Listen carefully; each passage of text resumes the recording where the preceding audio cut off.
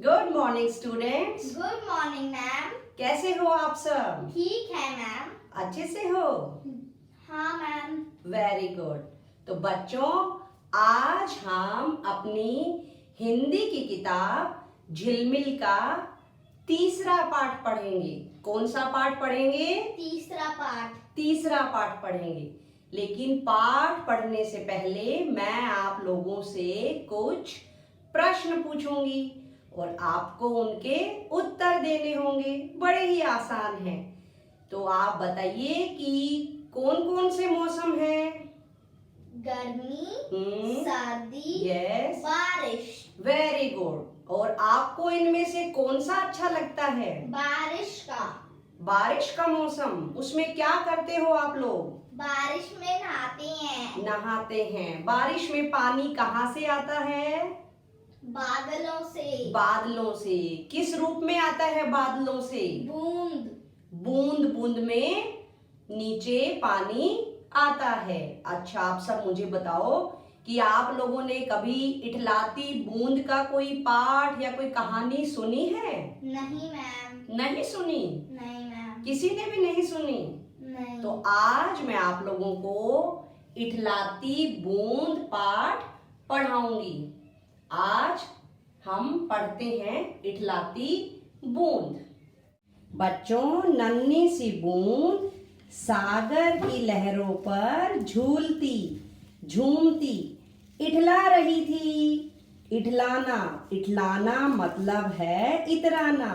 जैसे आप लोग खुश होते हो ना, जब कोई अच्छा सा कुछ टॉय मिल जाए या कोई वैसे आपको खुशी मिल जाती है, आप लोग बड़े खुश होते हो। ऐसे ही जो एक छोटी सी नन्ही सी बूंद थी, ये भी बहुत ज्यादा इतरा रही थी, खुश हो रही थी। उसका मन कल्पना की उड़ान भर रहा था। लहरों के झूले झूलती हुई बूंद सोच रही, काश मैं आसमान में बादलों के संग उड़ती, वहां से खेतों को देखती। ऐसा बूंद का मन कर रहा था। बाग बगीचों को निहारती, बड़े बड़े पेड़ों की ऊंची ऊंची चोटियों को देख पाती। ऐसा बूंद मन ही मन में सोच रही थी। यह सोचते सोचते उस पर सूर्य की किरणों का चौंधा पड़ा। किस पर सूर्य की किरणों का चौंधा पड़ा? बिल्कुल सही, बूंद के ऊपर सूरज का प्रकाश पड़ा। सूरज के ताप से गर्माहट पाकर वह भाप बनकर आसमान में उड़ चली। जैसे ही सूरज का प्रकाश बूंद पर पड़ा, वह गर्म होकर भाप बनकर आसमान में उड़ गई। ऊंचे पर्वतों की चोटियों को छूती हुई बूंद आगे निकल गई। खेतों और बाग बगीचों को देखकर वह बहुत उदास हो गई। खेत उतने हरे नहीं थे, बगीचों में भी फूल उतने रंगीले नहीं थे, बागों में फल उतने रसीले नहीं थे जितने उसने सोचे थे। बच्चों, बूंद ने सोचा था कि हरे भरे खेत मिलेंगे, हरे हरे बाग बगीचे मिलेंगे और सभी पेड़ों पर बहुत ही मीठे मीठे रसीले फल मिलेंगे। लेकिन उसको ऐसा वहाँ पर कुछ नहीं मिला। इस तरह से बूंद बहुत उदास हो गई। किसान बार बार आसमान की ओर देख रहे थे। उनके चेहरे पर उदासी थी। वे सूखे खेतों को देखकर निराश थे। ये सब देखकर बूंद का सारा उत्साह ठंडा पड़ गया।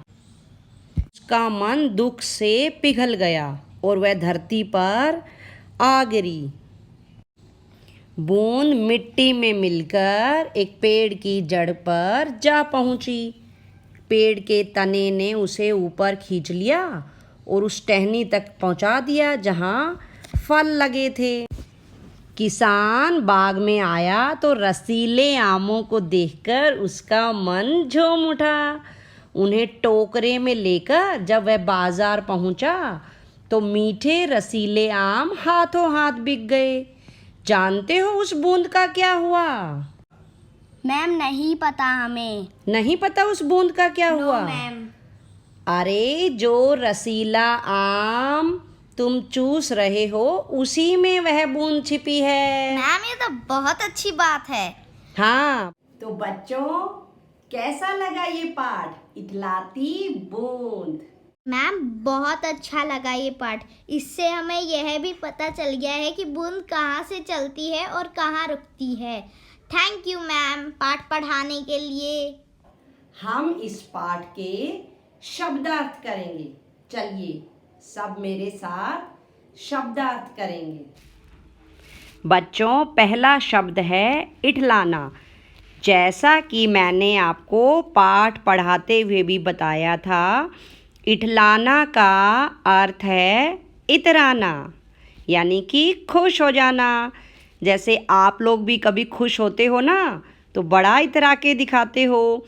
तो इसी तरह से इठलाती बूंद थी जो, वो भी बड़ी खुश थी, इसलिए वो इतरा रही थी। इठलाना मतलब इतराना। दूसरा है उत्साह, यानी कि बहुत ज़्यादा जोश होना। तीसरा है ताकना, टकटकी लगाकर देखना।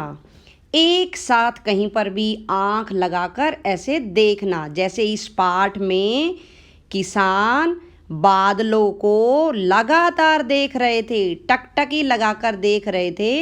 इस तरह से ताकना का मीनिंग हुआ, अर्थ हुआ टकटकी लगाकर देखना।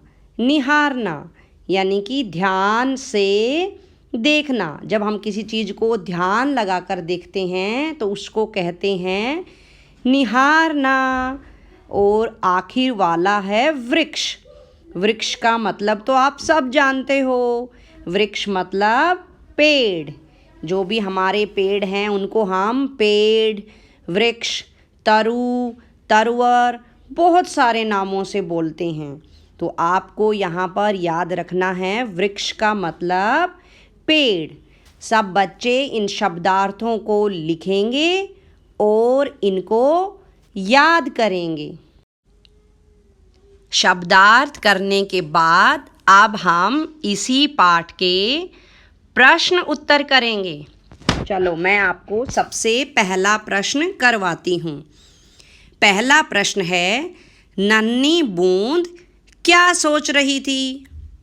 इसका उत्तर है, नन्ही बूंद सोच रही थी कि काश मैं आसमान में बादलों के संग उड़ती और वहाँ से खेत, बाग बगीचे और वृक्षों की चोटियों को देख पाती। सब समझ गए नन्ही बूंद क्या सोच रही थी? नन्ही बूंद यही सोच रही थी कि वो आसमान में बादलों के संग उड़ पाती और वहीं से ही खेत और बाग बगीचों और वृक्षों को देख पाती, उनकी लंबी लंबी चोटियों को देख पाती। अच्छा आप बच्चे बताएंगे, ज़रा सोचकर बताओ, उसके बाद मैं समझाऊंगी। किसे देखकर बूंद का मन पिघल गया? सूरज को देखकर। सूरज को देखकर? नहीं नहीं नहीं, अब मैं बताती हूँ। किसान को जब बूंद ने देखा, किसान उदास बैठे थे और बादलों की तरफ देख रहे थे। तो इसका उत्तर बनेगा किसान की उदासी और उसके सूखे खेतों को देखकर बूंद का मन पिघल गया। समझ आ गया अब आपको? Yes ma'am. Very good. फिर से सब मेरे साथ बोलेंगे, किसान की उदासी, किसान की उदासी और उसके सूखे खेतों को देखकर बूंद का मन पिघल गया। अब समझ आ गया है? Yes ma'am. तीसरा प्रश्न लेते हैं, किसान क्यों झूम उठा? पता है इसका उत्तर किसी को? No ma'am. नहीं पता चला? चलो मैं बताती हूँ। रसीले आमों को देखकर किसान का मन झूम उठा। बच्चों, जैसा मैंने आपको पाठ में पढ़ाया था कि पहले किसान बहुत दुखी थे, बहुत परेशान थे, बादलों को देख रहे थे, लेकिन जैसे ही जब पेड़ों पर आम लगे और किसान बाग में आया, उसने रसीले आमों को देखा तो उसका बहुत खुश मन हो गया। तो इसलिए किसान क्यों झूम उठा, इस प्रश्न का उत्तर है रसीले आमों को देखकर किसान का मन झूम उठा। समझ आ गया? Yes ma'am. Very good. चलो चौथा प्रश्न लेते हैं। बूंद का अंत कैसा रहा? ये तो पता होगा, सृष्टि भी तब बता रही थी। बूंद का अंत कैसा रहा? बूंद का अंत बहुत ही ज्यादा अच्छा रहा। Very good. क्लैपिंग करो सब सृष्टि के लिए। चलो बच्चों, मैं आपको इसका उत्तर बताती हूँ। बूंद का अंत अत्यंत सुखद रहा। वह रसीले आमों में जाकर समा गई थी। समझ गए ना सब? Yes, बूंद शुरू में परेशान थी, दुखी हो गई थी खेतों को देखकर, लेकिन बाद में उसका अंत बहुत ही सुखद और अच्छा रहा। बच्चों, पहला प्रश्न किया हमने शब्दार्थ, दूसरा किया पाठ से यानी कि प्रश्न उत्तर, और अब तीसरा करेंगे आपकी बात। अब बूंद की तो बात हो गई, अब मैं कुछ आपसे भी पूछ लूं। अब देखो, बूंद बादलों के संग आसमान में उड़ना चाहती थी। आपको पता है ना वो क्या क्या करना चाहती थी? Yes ma'am. हाँ, तो अब आप बताओ, अगर आप बूंद की जगह होते, मतलब कि आप कुछ भी कर पाते, तो क्या क्या करता है आपका मन करने को? मैम, मेरा मन तो करता है कि मेरे पास चिड़िया जैसे पंख हो और मैं उड़ के नानी जी के पास चली जाऊं और कभी स्कूल चली जाऊं। अच्छा, पंख लगे हों तो कभी नानी के पास हो आऊं और कभी स्कूल भी हो आऊं। वेरी गुड, ये तो बड़ा अच्छा है। चलो अब दूसरी बात करते हैं। बूंद सूखे खेतों को देखकर उदास हो गई थी। आप कब कब उदास हो जाते हो? मैम, जब मैं बीमार हो जाती हूँ तो मैं उदास हो जाती हूँ। बीमार हो जाते हो तो उदास हो जाते हो? Yes, क्यों? ma'am। क्यों हो जाते? स्कूल नहीं जा पाते। स्कूल नहीं जा पाते? स्कूल में जाना इतना अच्छा लगता है? Yes ma'am. Very good. चलो अब तीसरी बात और पूछ लूं। Yes ma'am. कोई घटना याद करके बताएं, ऐसा कोई भी समय बताएं जब कुछ आपने देखा हो या सुना हो तो आपका मन खुशी से झूम उठा हो। मैम, मेरा मन तो तब झूम उठा जब हमें ये बात पता चली कि आप हमें पढ़ाने आ रहे हो। अच्छा, तो Yes, मेरे ma'am। बच्चों को मैम इतनी अच्छी लग रही है? Yes ma'am. पढ़ाई पसंद आ रही है? Yes ma'am. समझ भी आ रही है? Yes ma'am. Very good. मेरा भी मन बड़ा खुश हो गया था जब मुझे पता चला कि मैं आप लोगों को पढ़ाने वाली हूँ। जब दोनों तरफ से मन खुश होता है ना, पढ़ाने वाले का भी और पढ़ने वाले का भी, तो पढ़ाई खूब आती है ना? Yes ma'am. बच्चों, चौथा प्रश्न करते हैं, भाषा की बात। हमारे इस पाठ में ये एक लाइन, ये पंक्ति आई थी। चलो इसको पढ़ते हैं। बड़े बड़े वृक्षों की ऊंची चोटियों को देख पाती। बूंद ऐसा सोच रही थी कि वो बड़े बड़े पेड़ों की ऊंची ऊंची चोटियों को देख पाती। अब यहाँ पर एक शब्द आया है वृक्षों। वृक्ष, वृक्ष का मैंने शब्दार्थ में बताया था पेड़। वृक्ष शब्द में री की मात्रा है। अब ऐसे ही दो और शब्द लिखिए जिनमें री की मात्रा हो। चलो मैं आपको पहला ऐसा एक शब्द बताती हूँ जिसमें री की मात्रा हो। री की मात्रा वाला हम पहला शब्द ले रहे हैं मृग। मृग मतलब हिरण। ठीक है, ये आपको याद हो जाएगा। सब बच्चे बोलेंगे मृग। मृग। मृग मतलब हिरण। मृग मतलब हिरण। अब दूसरा शब्द लेते हैं। री की मात्रा से हम बनाएंगे यहाँ पर कृषक। कृषक मीन्स, कृषक का मतलब है किसान। हमारे इस पाठ में किसान शब्द आया है। सब बच्चे बोलो कृषक। कृषक। कृषक मतलब किसान। किसान। अब भाषा की बात में हम ख भाग करेंगे। मेज पर आम की टोकरी रखी है। मेज पर आम की टोकरियां रखी है। यहाँ टोकरी से अभिप्राय है एक टोकरी, टोकरियां से अभिप्राय है एक से ज्यादा टोकरी। अब बच्चों आपको समझ आ गया होगा कि ये यहाँ पर वचन बदलना है, जो मैंने आपको पहले करवाया था ना, एक वचन से बहुवचन बनाना। एक टोकरी मतलब एक वचन और टोकरियां मतलब बहुवचन। ऐसे ही अन्य शब्द बनाइए।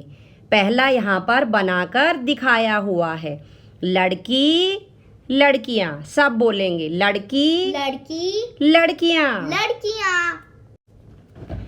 अगला शब्द है कुर्सी। कुर्सी का बनेगा बच्चों कुर्सियां। क्या बनेगा? कुर्सियां। तीसरा है लकड़ी। लकड़ी का लकड़ियां। लकड़ी का लकड़ियां। Very good. चौथा है चोटी। चोटी का चोटियां। सब बोलेंगे, चोटी का चोटियां। चोटियां। Very good. रोटी। रोटी का बहुवचन बनेगा रोटियां। सब बच्चे बोलो, रोटियां। रोटियां। फिर से बोलेंगे सारे, रोटियां। रोटियां। अगला शब्द है बोरी, और बोरी का बहुवचन बनेगा बोरियां। सब बच्चे बोलो, बोरी बोरी। बोरियां। बोरियां। अगला है बकरी। सब बच्चे बोलेंगे बकरी। बकरी। बकरी का हो गया बकरियां। बकरियां। और सबसे आखिर में है शब्द टहनी। सब बच्चे बोलो, टहनी। टहनी। बच्चों टहनी शब्द का बहुवचन बनेगा टहनियां। सब बोलो, टहनियां। टहनियां। टहनियां। बच्चों अभी हमने कुछ अभ्यास के प्रश्न किए। अब ऐसा करते हैं, बीच में थोड़ा सा कुछ मस्ती, सीखना, मजा हो जाए। तो चलो, आज मैंने आपको पाठ पढ़ाया बूंद के बारे में। क्या किसी बच्चे को बूंद के ऊपर कविता भी आती है? Yes ma'am. कविता भी आती है? यस मैम, मुझे आती है। कौन सुनाएगा, जरा बताओ मुझे। मैं सुनाऊंगी। वेरी गुड, सृष्टि सुनाएगी। मैम सुनाऊं? हाँ सुनाओ सृष्टि। मैम मेरी कविता का नाम है अम्मा जरा देख तो ऊपर।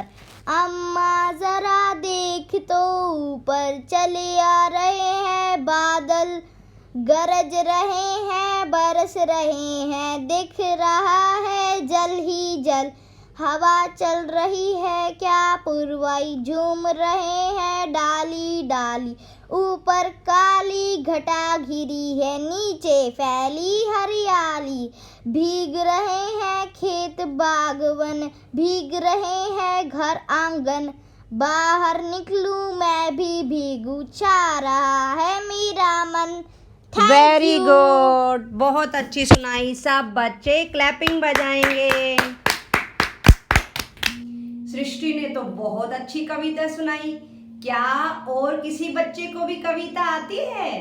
मैं। कयान को भी आती है? Yes ma'am. चलो आज कयान भी सुनाएगा। सुनाओ कयान। छम छम छम छम बरसा बादल, इधर उधर सब जल भर आया। अमन आए गर्मी को अब बाय बाय। Thank you. अगला प्रश्न है बच्चों, इसमें दिया हुआ है खाता है, खाती है। सोहन आम खाता है, रीटा आम खाती है। सोहन लड़का है इसलिए खाता आया है, रीटा लड़की है इसलिए खाती आया है। इनको पढ़ते ही आपको समझ में आ गया होगा कि यहाँ पर लिंग बदलना है। हम पहले लिंग बदलो भी कर चुके हैं, यानी कि जहाँ पर लड़का है उसके साथ खाता, पीता, खेलता इस तरह से आएगा, और जहाँ पर लड़की है उसके साथ खाती, पीती, खेलती इस तरह से आएंगी। ऐसे ही कुछ शब्द नीचे दिए गए हैं, उनसे वाक्य बनाइए। चलो वाक्य बनाते हैं। पहला है एक शब्द पीता। सोहन पानी पीता है। यहाँ पर आएगा सोहन पानी पीता है। बच्चों, जैसा कि इसमें साफ दिखाई दे रहा है, पीता यानी कि आखिर में आ की मात्रा है, तो यहाँ पर लड़का ही आएगा। पीती, पीती लड़की में भी ई की मात्रा है और पीती में भी, तो इसमें लड़की आएगी। तो इस तरह से हमें वाक्य बनाने हैं। चलो अगला वाक्य बनाते हैं। पीती, रीटा पानी पीती है, तो यहाँ पर लड़की का नाम आएगा। रीटा पानी पीती है। राम खेलता है, इसमें खेलता शब्द दिया हुआ है, तो ये बनेगा राम खेलता है। अगला शब्द है खेलती, ये लड़की के लिए आएगा। सीता खेलती है। इसके बाद नेक्स्ट है चलता, घोड़ा चलता है। चलती, घोड़ी चलती है। तो इस तरह से हमने इस शब्द को सीखा, लिंग बदलना सीखा। नेक्स्ट है मिट्टी शब्द को ऐसे भी लिखते हैं।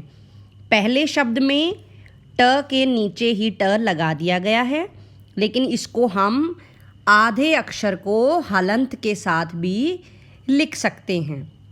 दिए गए शब्दों को भी इसी प्रकार लिखें। अब बच्चों, इसमें दो दो अक्षर जोड़े हुए हैं, आधा अक्षर पूरा अक्षर दोनों आपस में जोड़े हुए हैं। हम इनको दूसरी तरह से भी लिख सकते हैं, यानी कि आधे अक्षर के नीचे हलंत लगाकर। तो आइए सीखते हैं कि इनको कैसे लिखेंगे। पहला शब्द लेते हैं खट्टा।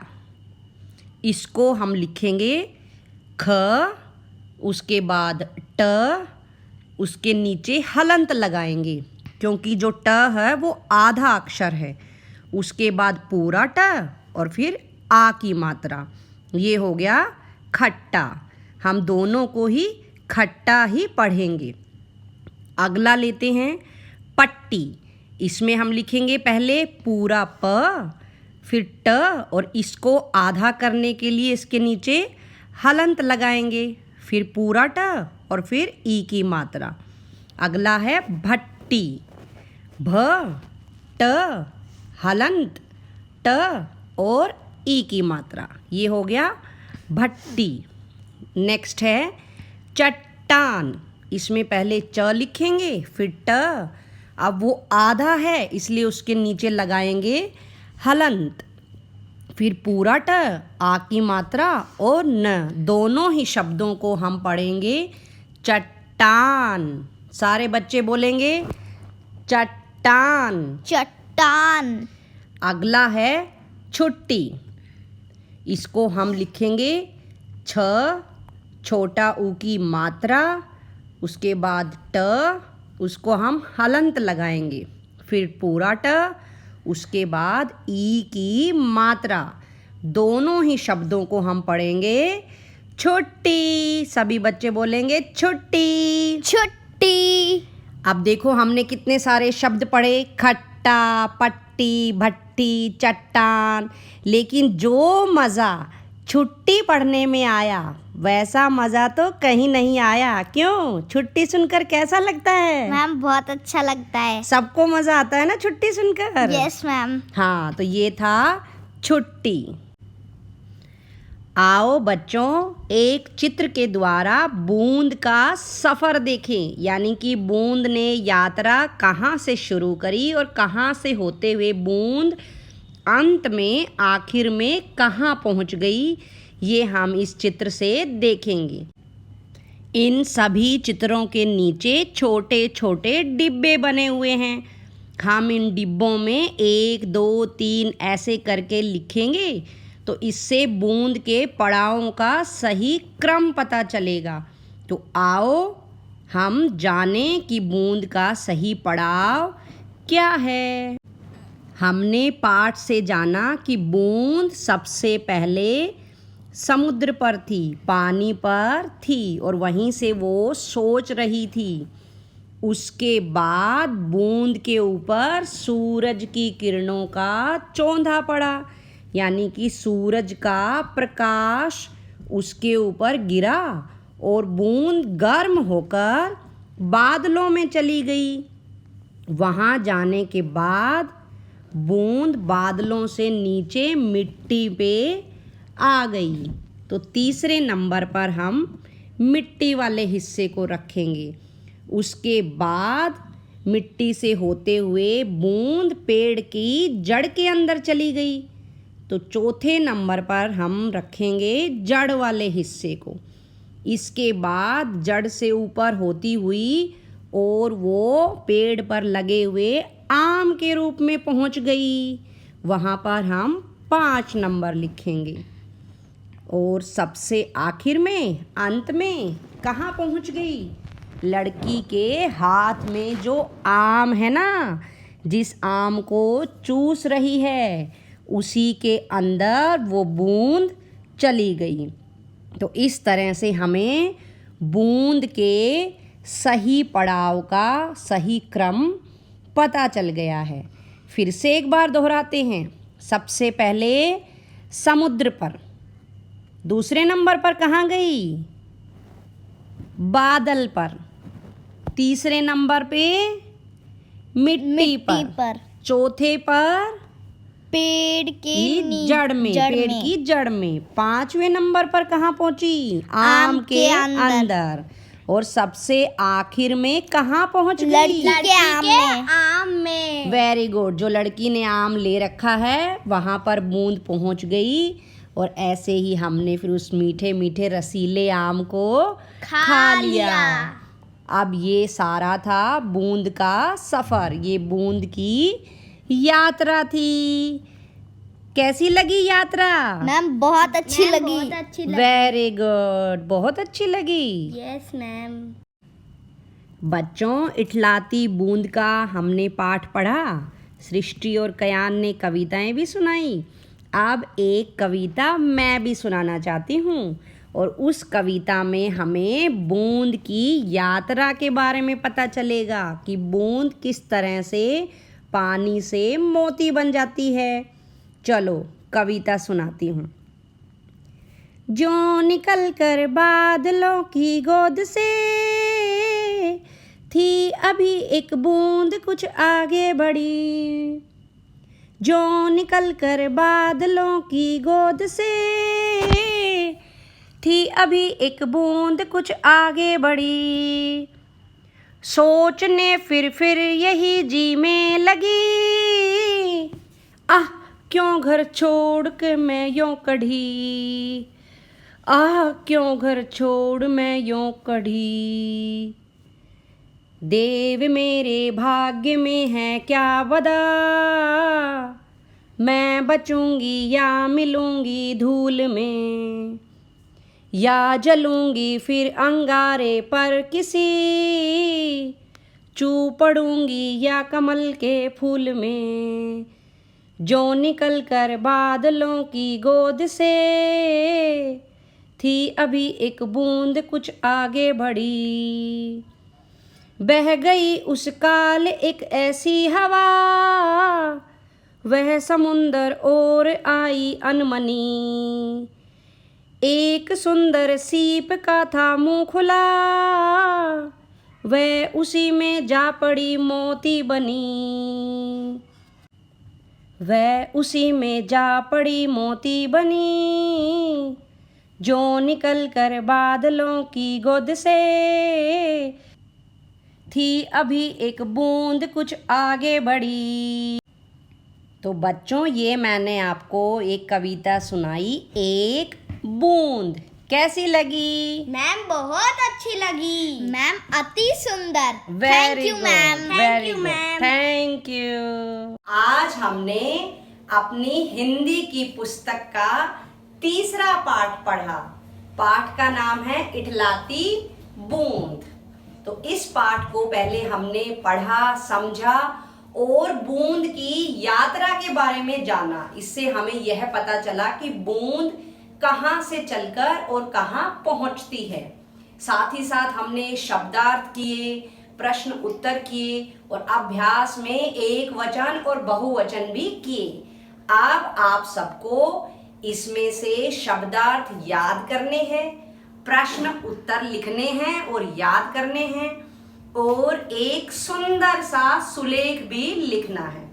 ठीक है? ओके, इस पाठ का इतना ही काम है। इसके बाद हम आपको अगले पाठ के समय पर मिलेंगे।